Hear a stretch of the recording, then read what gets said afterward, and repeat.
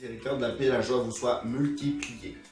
Alors, il est évident que pour celui qui est enfant de Dieu, qu'on appelle communément chrétien, tout pour lui concourt au bien.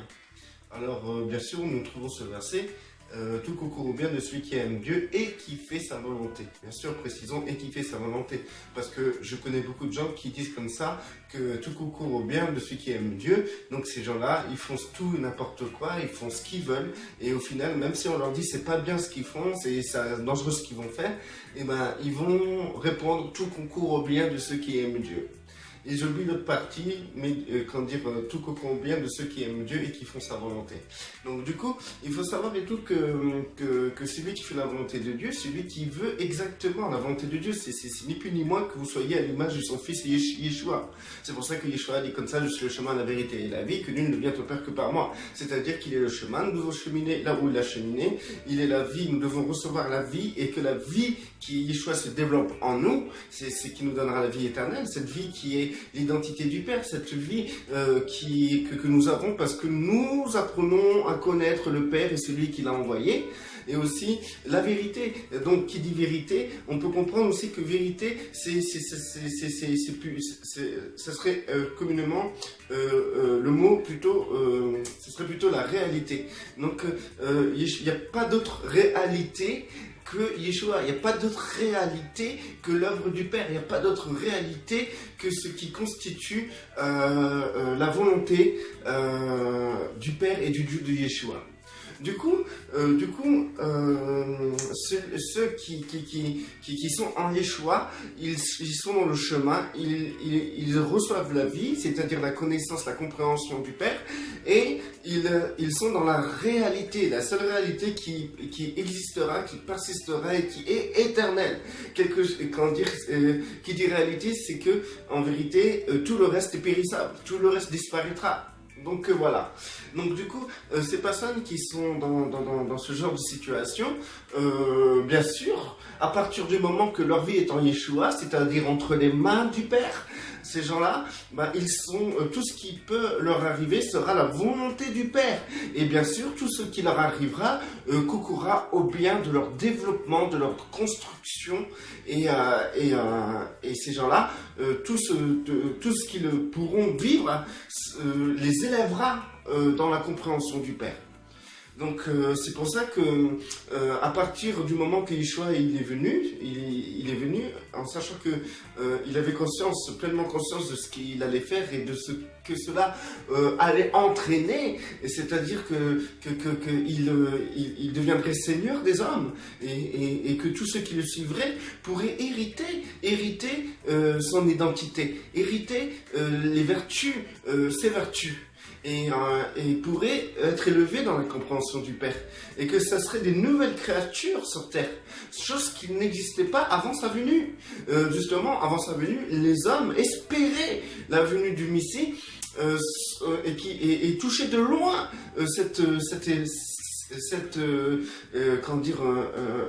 le plan que Dieu avait pour les hommes.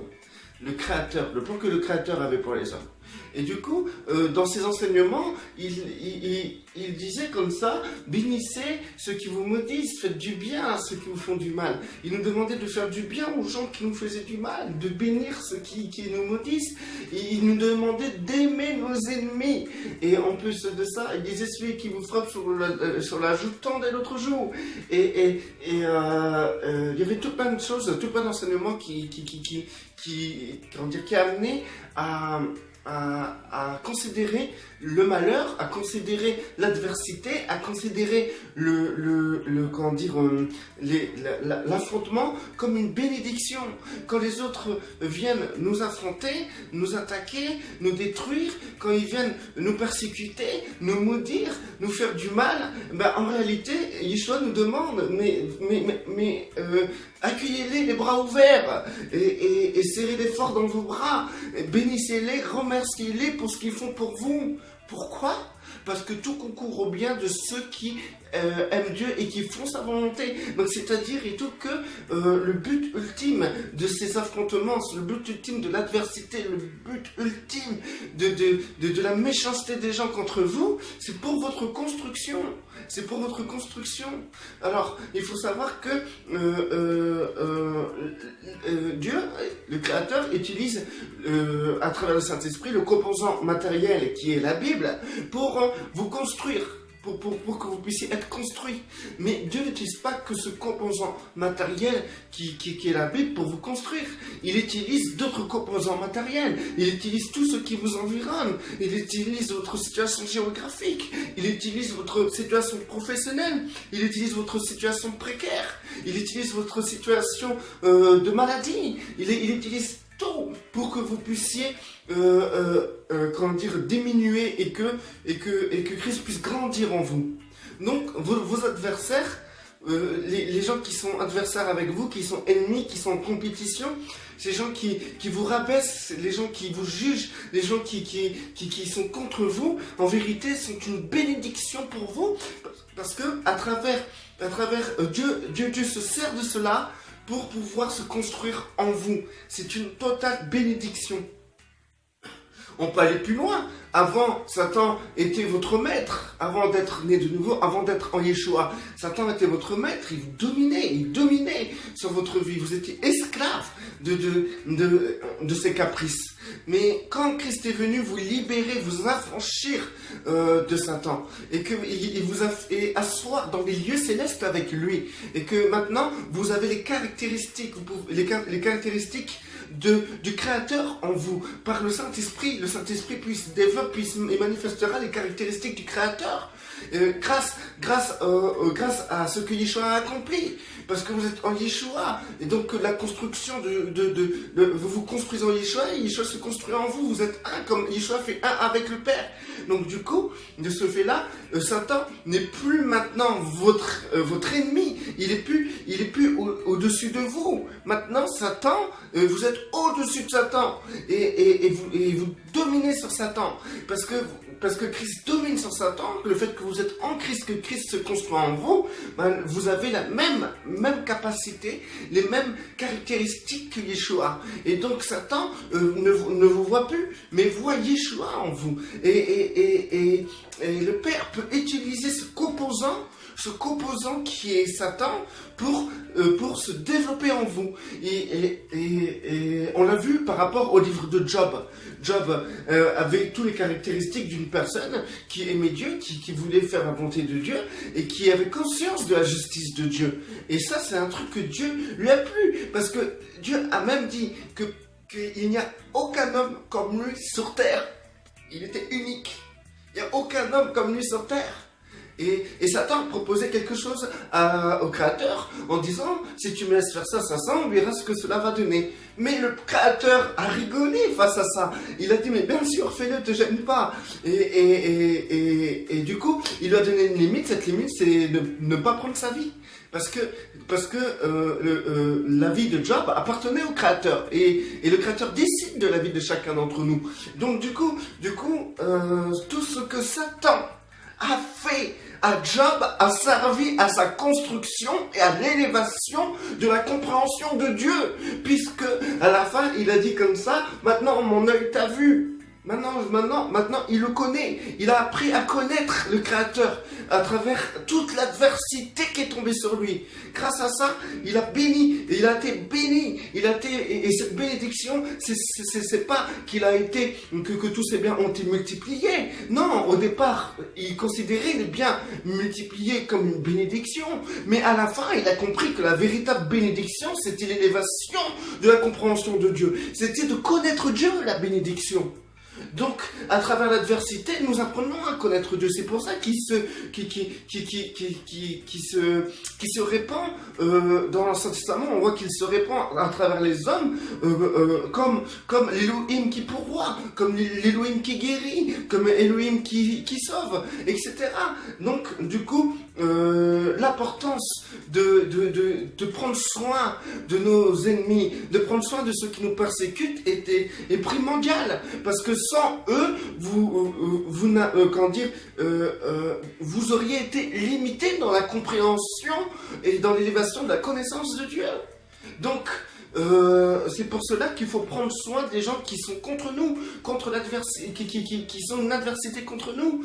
Il faut, quand il vous arrive quelque chose, au lieu de vouloir chasser Satan à tout prix, il faut comprendre maintenant derrière ça, qu'est-ce que le Père veut faire à travers vous, à travers l'épreuve dans laquelle vous êtes, à travers les événements dans lesquels vous êtes, à travers la difficulté dans laquelle vous êtes, à travers les complications physiques, matérielles et aussi humains dans lesquels vous vous trouvez. Et bien derrière ça, il y a le Père qui veut vous construire.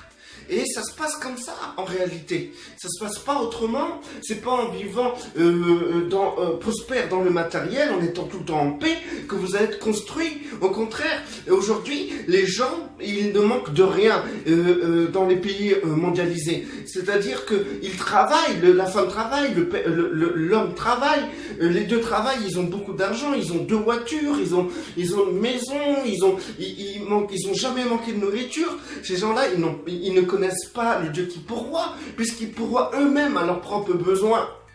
Donc, l'adversité, la complication est faite pour que nous soyons construits. Donc, nous devons accueillir cela avec joie. C'est pour cela que Yeshua a dit comme ça: lorsque vous serez persécutés à cause de mon nom, dansez de joie. Donc, c'est clair ce qu'il a voulu nous expliquer. Donc, à partir du moment que maintenant nous sommes élevés dans les lieux célestes et que notre vie est entre les mains de Dieu, tout ce qui nous arrive a été permis pour notre construction. Donc, nous devons nous réjouir, même le jour du malheur. Nous devons nous réjouir parce que derrière ça, il y a un Elohim qui veut se faire connaître. Ça sera, pour certains, l'Elohim qui pourvoit, l'Elohim qui console, Elohim qui sauve, Elohim qui bénit. Ça peut être des multitudes de choses parce que Dieu est illimité. Donc, plus vous grandissez dans la compréhension du Père, plus Yeshua se construit en vous, et plus vous êtes à l'image de Yeshua, et vous êtes ainsi rentré dans le plan du Créateur. Donc, alors, prenez avec joie les diverses épreuves qui arrivent sur vous, et tout en prenant conscience qu'en réalité, si votre vie est entre les mains du Père, et bien alors toutes ces choses vont concourir au bien pour vous, parce que vous êtes dans la volonté du Père. Si vous êtes dans la volonté du Père. Maintenant, la question est, c'est que individuellement, vous devez vous juger vous-même pour savoir si vous êtes vraiment dans la volonté du Père. Et si vos motivations a pour but d'être élevé dans la compréhension du Père et que Yeshua se construise en vous. Dans ces cas-là, si c'est pas le cas, dans ces cas-là, tout ce qui vous arrive n'est que malheur et désolation et destruction. Et oui, comme tous les gens qui n'ont pas Yeshua, tout ce qui leur arrive est destruction.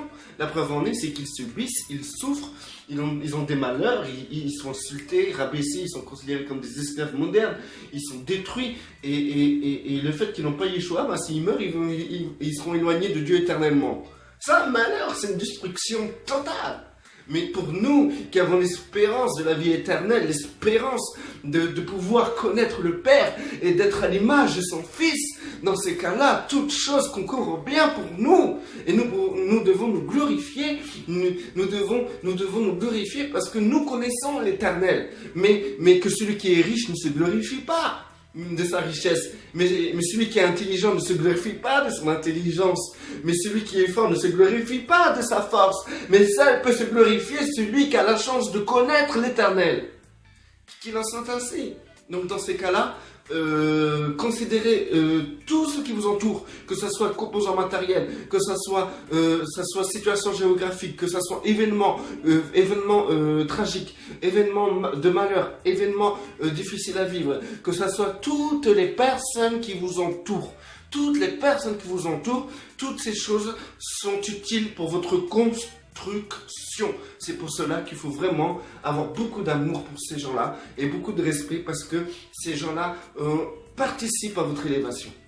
Et vraiment, nous rendons gloire à notre Seigneur Yeshua et à notre Père Céleste d'avoir mis ces gens autour de nous, d'avoir mis ces gens qui nous persécutent autour de nous, de permettre à Satan de compliquer notre tâche sur terre et de permettre à Satan d'établir des structures qui commencent à nous mettre dans un étau dans lequel bientôt nous serons persécutés parce que tout cela est utile pour notre perfectionnement.